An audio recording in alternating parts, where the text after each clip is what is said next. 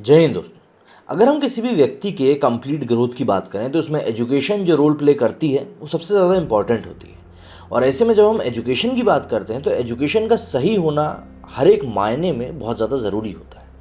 आज की डेट में जब हम लोग पीछे पलट कर देखते हैं कि हमको हिस्ट्री में क्या पढ़ाया गया, किस तरीके से हिंदू की जो राजा थे जिन लोगों ने गौरवशाली काम किए, उनके बारे में हम लोगों को किस तरह बताया गया, कितना नहीं बताया गया, और कितना ज़्यादा मुग़लों को और जो जो आक्रमणकारी शासक थे उनको किस तरीके से पोर्ट्रे किया गया, वो सभी चीज़ें हम लोगों के सामने हैं। लेकिन ये सभी चीज़ें इंटरनेट के जैसे जैसे इस्तेमाल बढ़ा है उसके बाद ही एक्सपोज होना शुरू हुई कि किस तरीके से एक नैरेटिव सेट किया गया और फिर सारी चीज़ों को ब्रेन वॉश करने की एक स्लो प्रोग्रेस कहते हैं हमको। भाई अब बचपन से ही किसी बच्चे को कुछ सिखाओगे तो वो तो वही उसके दिमाग में चीज़ बैठ जाएगी। अब बाद में जाके वो उस चीज़ के प्रति कितना अवेयर होता है नहीं होता है ये बात की बात होती है, लेकिन उस टाइम के लिए वो चीज़ ख़त्म हो जाती है। अब इसके पहले कि आप लोग मुझे गाली देना शुरू करो, कोशिश करना कि ये वीडियो पूरा देखना, क्योंकि इस वीडियो में मैं कोई ओपिनियन की बात नहीं कर रहा हूँ। सिर्फ और सिर्फ जो सामने फैक्ट्स रखे हैं सिर्फ उसकी बात करेंगे हम लोग और कुछ भी नहीं। क्योंकि एनसीईआरटी के ऊपर ये आरोप काफ़ी लंबे समय से लगते रहे और अभी पिछले कुछ समय में ये आरोप दोबारा एक बार जीवंत होकर सामने आ गए। सबसे पहले हम शुरुआत करते हैं अनअकैडमी से। अब अनअकैडमी पे लोग पैसे देकर कोर्सेज करते हैं, बच्चों के लिए, बड़ों के लिए, सभी के लिए यहाँ पर कोर्सेज मौजूद हैं। और इन कोर्सेज के साथ साथ यहाँ पे आपको टेस्ट सीरीज़ भी अवेलेबल कराए जाते हैं। टेस्ट सीरीज़ में किस प्रकार के क्वेश्चन आते हैं उसका एक एग्जांपल ये मैं आपके सामने दिखा रहा हूँ। अच्छा, अनअकैडमी इसके लिए माफ़ी मांग चुका है, लेकिन हाँ क्वेश्चन तो पूछा गया था। क्वेश्चन क्या था? तो क्वेश्चन था कि एक्स नाम के एक शहर में ईद के मौके पर मुस्लिम लोगों का एक समूह अपनी रैली निकाल रहा था। वे अपने नारे लगा रहे थे और अपना त्यौहार मना रहे थे। जब वे एक हिंदू बहुल कॉलोनी की गलियों से गुजर रहे थे तो क्षेत्र के हिंदुओं ने उन पर पथराव करना शुरू कर दिया और दावा किया कि उन्होंने हिंदुओं के धार्मिक भावनाओं को ठेस पहुंचाई है। क्या ये दावा सही है? अब ये सवाल सुनकर आपको कहीं से कहीं तक 1% भी फील नहीं होगा कि भाई ये किसी पढ़ाई लिखाई के विषय में पूछा गया सवाल है, बल्कि आपके मन में ये आएगा कि ये तो ट्विटर पे किसी ने पोल पूछा होगा। और सिर्फ यही इतनी बात नहीं थी, जो ऑप्शंस थे वो सुनिए। ऑप्शन में क्या लिखा था? पहला, हाँ, उन्होंने शब्दों के द्वारा यानी नारे लगाकर हिंदुओं की भावनाओं को ठेस पहुंचाई। दूसरा, हाँ, उन्होंने दृश्य प्रस्तुति के द्वारा यानी उस इलाके में रैली निकालकर हिंदुओं की भावनाओं को आहत किया। और तीसरा, नहीं, उनका इरादा किसी भी वर्ग के नागरिक यानी हिंदुओं की धार्मिक भावनाओं को आहत करने का था ही नहीं।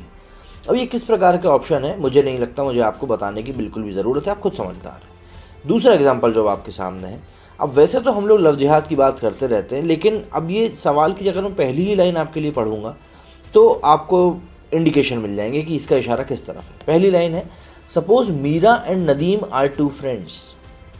अब इसके आगे मुझे नहीं लगता कि मुझे आपको कुछ समझाने की ज़रूरत है, आप सभी समझदार हैं। अगर आपको सही लगता है तो ठीक है, नहीं तो कोई बात नहीं है। अब इसके अलावा जब हम आगे बढ़ते हैं तो अब ये जो तस्वीर आप देख रहे हैं ये एक लेटर की तस्वीर है। अब इस लेटर में अपनी खुद की कहानी सुना रहा। I am a letter written with pen and paper by Reena to her friend Ahmed. अब यहाँ पर एक चिट्ठी लिखी जा रही है रीना से अहमद के द्वारा। अब आप खुद बताइए, क्या यहाँ पर संयोगवश ये नाम बार बार आ रहे हैं एक ही समुदाय के, या कुछ और बात है? ये आप मुझे स्पष्ट करके बताएं तो ज़्यादा सही रहेगा, क्योंकि इस तरह की चीज़ें अमूमन नॉर्मली तो नहीं देखी जाती। अब इसके बाद ये एक आता है कि once upon a time not so very long ago there was a small boy called Hari. और यहाँ पर हरी को ये बताया गया है कि भाई ये लड़कियों को परेशान करता था, छेड़ता था। अब हम असली कहानी की बात करते हैं। असली कहानी क्या, इसका नाम था द लिटिल बुली, और इसमें लड़के का नाम क्या था? हेनरी। तो हेनरी हरी कैसे हो गया ये बात भी समझ के परे है। तो भाई मैं तो कुछ नहीं कह रहा, चीज़ें सामने हैं, और जो सामने है मैं वही कह रहा हूँ। अब इसके बाद ये मुग़लों के बारे में प्रचार करती हुआ एक आर्टिकल है, किताब का ही हिस्सा है। इसमें लिखा है, सभी मुग़ल बादशाहों ने उपासना स्थलों के निर्माण व रखरखाव के लिए अनुदान दिए। यहाँ तक कि युद्ध के दौरान जब मंदिरों को नष्ट कर दिया गया जाता था तो बाद में उसकी मरम्मत के लिए अनुदान जारी करते थे। ऐसा हमें शाहजहां और औरंगजेब के शासन में पता चलता है। मतलब जिन लोगों ने मंदिरों को तोड़वाने के लिए ही लड़ाइयाँ करी वही लोग इसको बनवाया भी करते थे। अब ये कहाँ की हिपोक्रेसी बात अलग है, लेकिन ये जो तस्वीर आपको दिख रही है असलियत ये है कि किस तरीके से मंदिरों को तोड़ा गया। इवन आज भी अगर आप हमारे यहाँ की पुरानी हेरिटेजेस को देखने जाएंगे तो वहाँ पे आपको आज भी मूर्तियाँ खंडित रूप में मिलेंगी। वहाँ पर ऐसा नहीं है कि आज की डेट में कुछ बदल गया है, आज भी स्थिति लगभग वैसी ही है। और दूसरी बात, जहाँ एक बात हम बात करते हैं कि भाई सब मिल के रहते थे, सौहार्दपूर्ण व्यवहार रहता था शाहजहाँ के मामले में, तो ये जो तस्वीर आप देख रहे हैं ये तस्वीर क्या बता रही है? भाई ये तस्वीर भी तो अपने आप में सच्ची है ना, जो उन्हीं लोगों ने बनाई है। तो फिर मुझे समझ में नहीं आता कि क्या समझाना चाह रहे हैं ये इसके थ्रू। अब ये जो आप अपनी स्क्रीन पे देख रहे हैं, ये CBSE का क्वेश्चन पेपर है। अब इसमें सवाल क्या पूछा गया है, the Mughal school of miniature painting was secular in which gods and goddesses and cents were also depicted.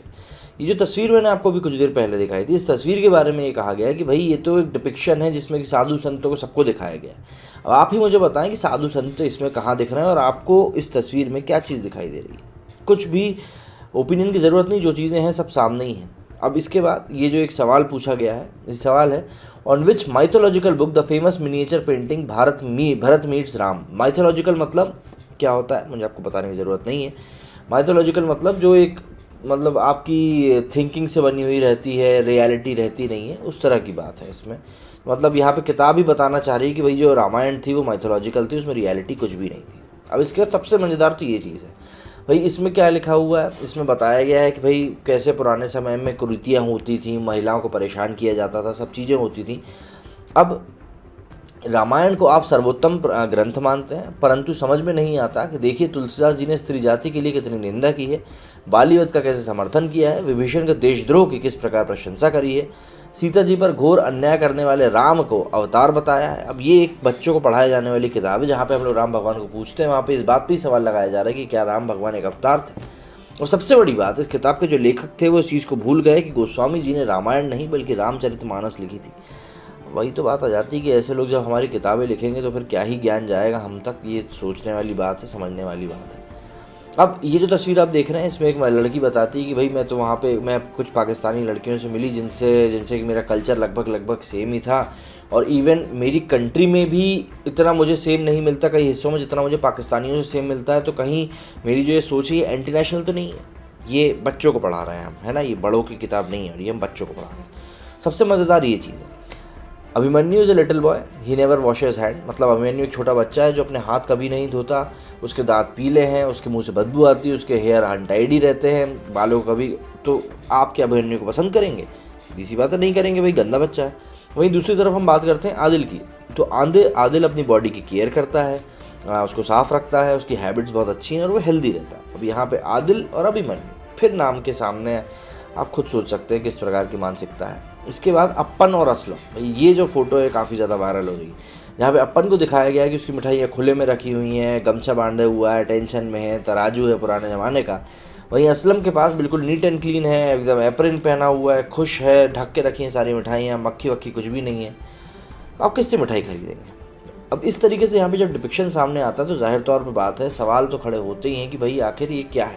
अच्छा, और इसके रेफरेंस में कई सारी बातें और सामने आती हैं, जैसे कि अवनीश शरण जो कि एक IAS अफसर हैं 2009 बैच के छत्तीसगढ़ कैडर के, इन्होंने सवाल करते हुए एक तस्वीर पोस्ट करी कि ये किसकी सड़क छाप कवि रचना है, कृपया इस पाठ को पाठ्यक्रम से बाहर करें। ये आम की टोकरी वाली कविता है। 6 साल की छोकरी भरकर लाई टोकरी, टोकरी में आम है, नहीं बताती दाम है, दिखा दिखा कर टोकरी, हमें बुलाती छोकरी, हमको देती आम है, नहीं बुलाती नाम है। मतलब अब आप ये देखिए, क्या हम लोग इस चीज़ से बाल मजदूरी को प्रमोट नहीं कर रहे? सबसे बड़ी बात तो मेरे सामने यही होती है।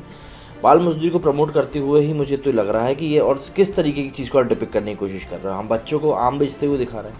अब इसको लेकर जब इन IAS साहब ने सवाल किया तो इसके लिए NCERT ने जवाब भी दिया। उन्होंने लिखा कि with reference to inclusion of poems in NCERT textbook, it is to state that in consensus with NCF 2005 perspective and with an objective to provide children an exposure to vocabulary of local languages, these poems were included at that time। मतलब इन poems को तब include किया गया था vocabulary से इनको वो करने के लिए। अच्छा, और सिर्फ बात यहीं ख़त्म नहीं होती, ये आप ये किताबों में तक इन लोगों से जब पूछा गया कि भाई NCERT से कि आप जो ये चीज़ें छाप रहे हो हिस्ट्री को लेकर, मुगलों की बात करते हो, इसका तथ्य क्या है, इसके नीचे का बेस क्या है, तो उनके पास कोई जवाब नहीं था। उन्होंने साफ कहा कि NCERT बिना सबूत के पूरे देश को पढ़ा रहा था। भेजा गया लीगल नोटिस कि मुग़ल और अंग्रेज़ों ने करवाई मंदिरों की मरम्मत, इस चीज़ के पीछे इनको नोटिस भेजा गया था।